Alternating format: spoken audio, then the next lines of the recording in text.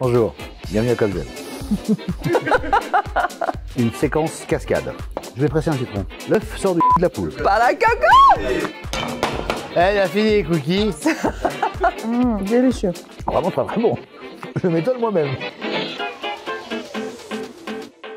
Les amis, aujourd'hui on va se faire un gros plaisir avec un minimum de calories. On va se faire des cookies aux 2 chocolats. Et j'ai trouvé la recette dans les desserts au chocolat, c'est permis, de Comme J'aime. La chaîne YouTube, on s'abonne pour retrouver mes camarades Adriana et Henri. Mais aujourd'hui, on va se concentrer sur le cookie. Et j'ai appris un truc de dingue, et je vous le redonne tel quel.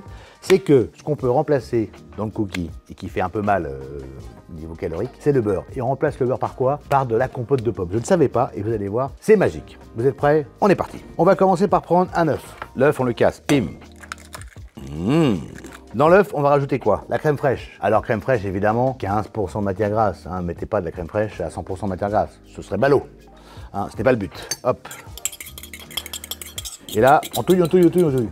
Ça, c'est ce que disait mon fils. On touille, on touille, on touille, on touille. Jusqu'à ce qu'on ait quelque chose d'homogène. Attention, si on bat trop, on risque de faire monter un peu les blancs. Donc on bat raisonnablement. Voilà, ça c'est homogène, vous voyez. L'homogénéité, la clé de la cuisine. Ensuite, on rajoute la compote. Et ça, la compote, je vous l'ai dit, c'est le secret pour faire de la pâtisserie sans beurre.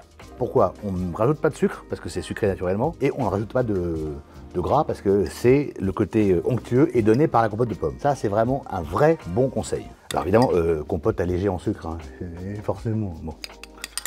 Hop, on rajoute la compote. Et là, on touille, on touille, on touille, on touille, on touille. Donc, une fois qu'on a une substance homogène, on rajoute bien sûr la farine. Alors attention à la farine, le problème de la farine, si on la met trop brutalement, qu'est-ce qui va se passer?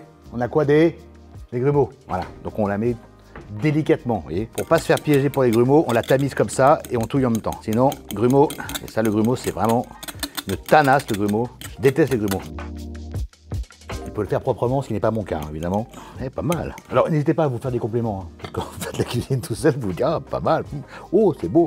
Et là, je suis content parce que là, ma pâte, elle est homogène et elle est sans grumeaux. Voilà, regardez. On rajoute quoi?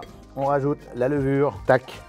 On rajoute quoi? La cannelle. Et là, normalement, on se rapproche d'une pâte qui est quasiment terminée. Pendant que vous faites cette pâte, vous préchauffez votre four à 180 degrés. Et là, on va pouvoir réaliser nos petits cookies. Petite astuce, on peut, avec cette pâte, la faire en boudin dans du cellophane et la congeler. Comme ça, on a toujours de près. Et quand on a un petit creux, hop, on sort, on découpe en lamelles, on décongèle, on top avec du chocolat et on se régale.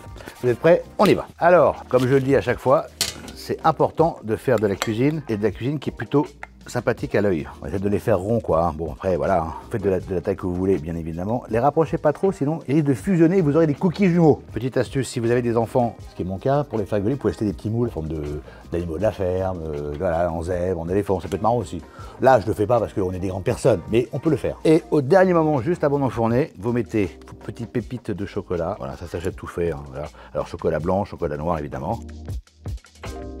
Là, j'étais un peu généreux, mais bon, quand même.